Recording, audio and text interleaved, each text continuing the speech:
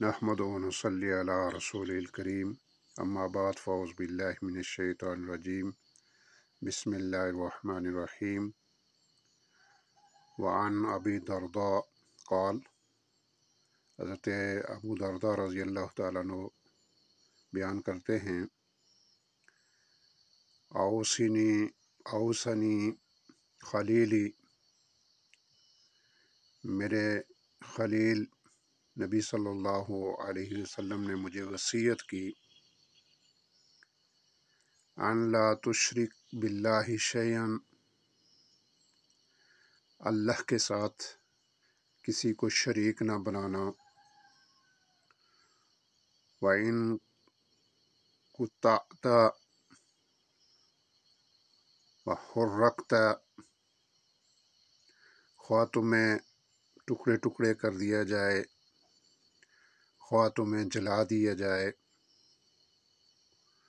وَلَا تَتْرُكْ صَلَاةَ مَكْتُوبَةً مُتَعَمِّدًا جان بوجھ کر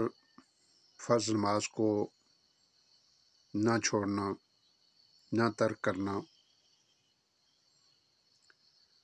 فَمَن تَرَكَهَا مُتَعَمِّدًا جس نے جان بوجھ کر نماز کو چھوڑا فَقَدْ بَرِئَ مِنْهُ الذِّمَّةُ اس کا ذمہ اٹھ جاتا ہے وَلَا تَشْرَبِ الْخَمْرَ شراب کبھی نہ پینا فَإِنَّهَا مِفْتَاحُ كُلِّ شَرٍ یہ تمام برائیوں کی جڑ ہے۔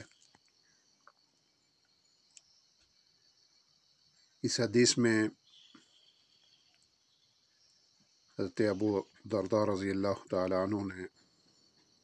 اپنے خلیل حضرت محمد صلی اللہ علیہ وسلم کی وصیت کو بیان کیا ہے۔ نبی صلی اللہ علیہ وسلم نے جو پہلی وصیت کی وہ یہ تھی کہ تم اللہ کے ساتھ کسی کو شریک نہ بنانا خواہ تمہیں ٹکڑے ٹکڑے کر دیا جائے یا تمہیں جلا کر راکھ کر دیا جائے۔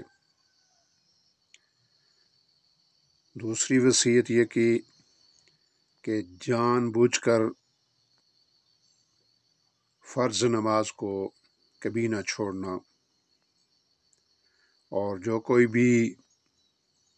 فرض نماز کو جان بوجھ کر چھوڑے گا اس کا ذمہ اٹھ جاتا ہے۔ اور پھر آخری وصیت یہ فرمائی کہ شراب کبھی نہ پینا اس لیے کہ شراب نوشی تمام برائیوں کی جڑ ہے۔ اللہ سے دعا ہے کہ اللہ تعالی ہمیں ان وصیتوں پر عمل کرنے کی توفیق عطا فرمائے۔ وآخر دعوانا الحمد للہ رب العالمین۔